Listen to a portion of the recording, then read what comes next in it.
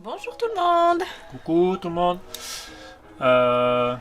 Donc aujourd'hui c'est la foire aux questions. Des nomades. Des nomades. Voilà, donc suite à nos 4 premières vidéos. C'est ça, 4 voilà. premières vidéos. On a eu pas mal de questions. Ça en a les mêmes thèmes, donc on s'est dit on va faire une petite foire aux questions pour apporter des précisions. Et on en a listé une dizaine avec plusieurs thèmes. Voilà, pour vous annoncer un peu ce qu'on va faire. De quoi on va parler aujourd'hui? On va parler de l'école pour les enfants. On va donner un peu plus de précision sur la partie tiny. On va parler budget, financement. Et en dernier, voilà un peu qu'est-ce qu'on prévoit de faire. Donc, ça c'est lui qui a fait fonctionner son cerveau, on va dire. Bon, en fait, je voulais faire un jeu de mots avec notre nom de famille qui est Hersant, H-E-R-S-A-N-T. Et je voulais faire un jeu de mots, donc j'ai essayé de trouver un début de nom de chaîne avec A-I-R, A-I-R-E. Puis je suis resté sur le mot A-I-R-E, qui désigne une surface en fait. Qu'est-ce qu'il y a? T'es à fond. Donc qui désigne une surface. Donc ça sera notre nouvelle surface habitable, notre surface de vie.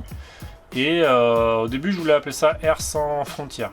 Et puis Sylvia a trouvé ça un peu trop, que ça faisait un peu médecin sans frontières. Donc puis un jour avec des amis en parlant, ils nous ont dit bah, pourquoi pas limite, Air sans limite. Puis on a dit ouais ça serait sympa, Air sans limite. Donc on est resté là-dessus et puis voilà on a tout renommé parce qu'on avait des noms un peu différents au départ. Air sans voilà. famille Là au départ. on est parti maintenant, ça on est les tout le Air temps. sans limite. Air sans limite. Donc c'est le logo qu'on mettra sur le véhicule et tout. Bah voilà. oui, puis c'est le logo que vous voyez en chaque fin de vidéo. La réponse est oui, elles sont scolarisées en ce moment. Ça nous laisse un peu de temps. Pour créer le projet. Oui. Donc voilà. L'IEF, c'est l'instruction en famille.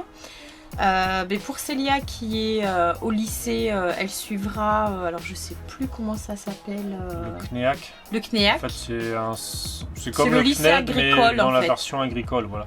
Parce qu'aujourd'hui, elle est en seconde agricole et pour elle veut l'instant, faire un bac STAV. Voilà, donc elle souhaiterait devenir maître chien dans l'armée. C'est surtout que pour l'armée de l'air, ils sont obligés d'avoir un bac. Ou même les autres armées, hein. Avec un bac, ça permet de... Voilà, ça ouvre plein de portes, donc on va pas s'éterniser sur le sujet. Pour l'Inalia. Donc pour l'Inalia, comme elle sera en 5e l'année prochaine, du coup oui, on part avec le CNED, puisque l'Inalia est dyslexique, dysorthographique, donc du coup, voilà, c'est plus facile pour nous d'avoir des supports. Voilà, d'avoir un support et d'avoir un suivi pour l'Inalia. Sachant qu'on en a 4 à gérer au niveau de la scolarité. Donc voilà. Puis 4 niveaux différents, sauf peut-être pour Bella et Maïna qui sont encore scolarisées en primaire. 2 classes d'intervalle. Voilà, c'est peut-être plus facile. Donc pour elle, moi je me pose encore la question. Ensemble, ouais, moi je me pose encore la question, savoir si pour les 2 dernières, on part au CNED ou on fait l'IEF. Cédric serait plus partant pour le CNED et moi je serais plus partante pour l'IEF. Donc c'est histoire d'avoir un support parce qu'on a déjà tenté rapidement l'IEF en Guadeloupe. C'est pas facile avec 4 enfants de gérer un peu, de s'organiser, de savoir les enfants n'ont jamais le même rythme. Donc voilà, moi je préférerais partir avec le CNED. L'avenir nous dira comment on va s'organiser. D'ailleurs, si vous avez des petites astuces pour l'IEF, n'hésitez pas. J'avais été aidée à l'époque par Charlotte. Déjà. Eh oui, c'est comme ça qu'on les a connus. De Vadrouilleur Forever. De Vadrouilleur Forever. Donc, si tu as encore des petites astuces à me filer, je suis preneuse. Donc voilà. Ensuite, on va passer à la partie tiny. Voilà, parce que donc forcément, c'est le sujet principal de notre projet. C'est le fait de vouloir voyager. Pour l'instant en Europe avec une tiny. Pour ceux qui nous retrouvent pour la première fois sur cette vidéo. Donc ça, voilà, on souhaite parcourir l'Europe avec nos 4 enfants et nos 2 chiens. Sinon, ils peuvent aussi regarder les vidéos. Voilà, on va remettre des petits liens par là ou par là. Je sais pas trop. Attends, c'est par là, puisque c'est à droite, à leur droite à eux. On verra, on parie. Voilà.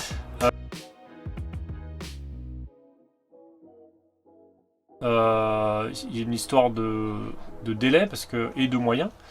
C'est que moi, ça m'aurait vraiment plu de me lancer dans ce projet-là de A à Z, mais on a beaucoup de choses à gérer en plus de la construction de la Tiny.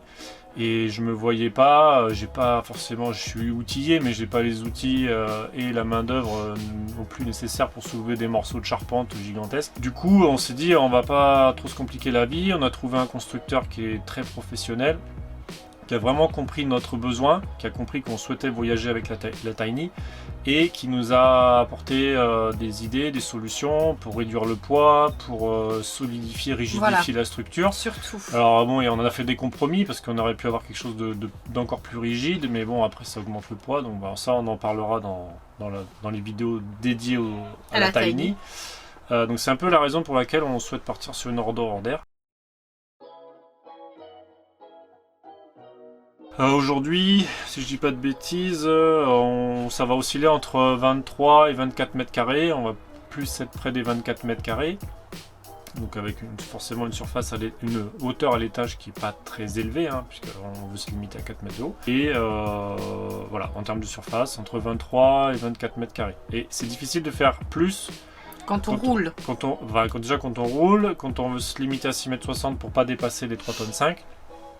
Donc voilà, je pense qu'on a tout tiré à l'extrême et on n'arrivera pas à faire plus de surface habitable. Et nous, ça nous suffit largement. Ça fait un bon 6 mois qu'on fait des recherches. On a eu d'autres idées que la solution finale, mais aujourd'hui, on va partir sur un fourgon, un utilitaire, en Visan Iveco de 3,5 tonnes, ce qui permettra à Sylvia de le conduire quand on aura dételé la Tiny. T'es sûr, t'as pas peur de te laisser conduire? Ouais. Bah, on n'aura pas le choix.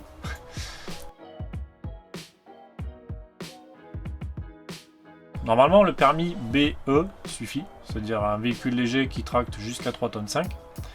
Dans notre cas, enfin dans mon cas, parce que moi je suis le seul à avoir passé le permis petit poids lourd qui nous a permis de conduire le camping-car Itineo dans lequel on se trouve. Et moi j'ai le permis trottinette. Voilà. C'est le permis C1 qui nous permet de conduire un véhicule jusqu'à 7,5 tonnes.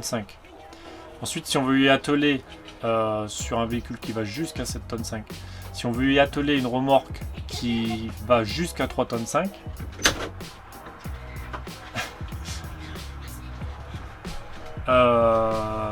moi j'ai tout intérêt à passer le permis C1E, c'est-à-dire le petit permis poids lourd. Donc c'est-à-dire le petit permis poids lourd avec une remorque qui va jusqu'à 3,5 tonnes. Comme ça, si jamais au niveau du fourgon, on souhaite dans quelques temps basculer sur une version poids lourd, parce que chez Iveco ils proposent des modèles qui font 5,5 tonnes jusqu'à 7 tonnes, si je dis pas de bêtises. Donc ça nous permettra de ne pas avoir à repasser encore un permis. Voilà, c'est un peu notre démarche sur la partie des permis de conduire. Et la partie budget. Voilà, donc financier. c'est encore moi qui vais parler. Ah ouais, je suis fatiguée. Je suis malade, moi. Il y a à peu près 500 € de frais fixes pour la mutuelle, les téléphones, internet. On a fait des estimations sur le gaz, l'essence. Il y a aussi les assurances. Les assurances des véhicules. Donc ça, c'est quelque chose qui va tourner autour des 500 €. Après, sur la partie variable, mais bon, c'est la partie nourriture et sortie, parce que forcément le but de voyager, c'est de visiter pas mal de choses. Alors on va essayer de faire le maximum de sites qui sont gratuits, mais franchement on sait qu'on sera obligé de payer des sorties culturelles, ça c'est sûr. Et donc ça, c'est la part un peu aléatoire. En fonction des pays, des endroits où on va se trouver, on aura peut-être des budgets variables. Mais voilà, on sait que notre budget va osciller entre 1800 et 2000 € par mois. bah, c'est assez simple. Nous, c'est sur la base de nos économies, suite à la vente de la maison. Voilà, c'est 14 ans de sacrifice où on a vécu de notre manière et aujourd'hui on en récupère les fruits. Rembourser le crédit pendant 14 Voilà, ans et donc on récupère en fait les 14 ans d'investissement dans cette maison. C'est sûr. Donc il y a beaucoup de personnes qui sont dans ce cas-là, pas des millions, mais qui ont déjà investi dans leur maison. Et puis, mais il faut oser franchir le pas, de se dire on vend la maison, on récupère une certaine somme et ensuite on se lance dans un nouveau projet. Ça c'est une démarche psychologique qui est pas simple et nous on a réussi à franchir le pas. Nous a pris 2 ans. Le financement, c'est les économies. Forcément, comme beaucoup de familles françaises avec 4 enfants, bah, on bénéficie des prestations sociales. Ça sert à rien de se mentir. Hein. Vous allez sur le site de la CAF, vous verrez combien on touche tous les mois. Hein. Ça, voilà. tout le monde le sait. Et on espère ensuite développer des partenariats. Pendant peut-être la première année, ça va être un peu difficile parce qu'il faut qu'on se fasse un peu plus connaître, que la chaîne aille dans le bon sens. Donc voilà pour la partie financière. Si vous avez d'autres questions, n'hésitez pas. Un petit commentaire. Alors oui et non. On sait déjà à peu près où on va aller. Mais on n'a pas d'itinéraire fixe, on le préparera je pense un peu au dernier moment parce qu'on ne sait pas quand exactement on va partir. Alors on s'est fixé septembre, mais il y a de fortes, comme tout projet, hein, il y a de fortes chances que ça glisse sur octobre, voire peut-être novembre. Alors on n'espère pas, hein, mais voilà, on est dépendant de la livraison de la Tiny, de beaucoup... Alors, si on a oublié un équipement à installer dans la Tiny, alors ça dépend s'il est vital ou pas, mais s'il est vital, on ne pourra pas se permettre de partir sans l'avoir installé. Et entre partir début septembre ou partir début novembre, si jamais ça prend vraiment 2 mois de retard, l'itinéraire ne sera pas le même. La saison, on sait qu'en septembre, on peut se permettre peut-être de démarrer un peu dans le nord de l'Europe, parce qu'il fera encore bon quelques mois. Par contre, si on décolle début novembre, on va plutôt aller vers le sud de l'Europe pour profiter d'un hiver un peu plus clément qu'en France. Donc tout ça, on se fait pas de plan sur la comète. On avisera, on va dire, quelques semaines avant. Et puis même pendant notre parcours, en fait, on a prévu à chaque fois qu'on sera posé à un endroit, de faire des recherches pour identifier le prochain endroit, parce que ça ne sera pas forcément comme dans le monde du camping-car ou des autres modes en nomade. Ça nécessite un petit peu plus d'organisation. Ce qu'on a prévu de faire, c'est une fois qu'on est posé, d'aller chercher le prochain endroit où on va se poser, d'être sûr qu'on pourra se poser sans problème. Donc c'est pour ça, en gros, minimum on bougera toutes les 2 semaines, parce que bouger toutes les semaines avec toute l'intendance que ça demande, ça vaudra pas spécialement le coup. Donc on n'imagine pas bouger moins que toutes les 2 semaines. Après, si vraiment l'endroit nous plaît, on pourra peut-être y rester 1 mois. Parce qu'après on va rayonner autour de cet endroit. Voilà, on va rayonner autour de cet endroit. Il y aura plein de choses à faire. Le but aussi est de prendre le temps de vivre. Oui, moi c'est vraiment quelque chose qui nous manque à l'heure d'aujourd'hui. Voilà, c'est un peu speed en ce moment, on peut dire ce qu'il y a. Mais c'est speed aussi dans la vie de tous les jours. Et puis on ne pourra pas tout maîtriser, il faut être réaliste, il y a forcément une part d'inconnu qui va rester. Et c'est ce qui fait le charme de l'aventure, hein, on va dire, de ne pas savoir exactement ce qu'on va faire. Et nous, on le voit comme ça. Et on espère que ça nous aidera à partir dans le bon sens. Voilà.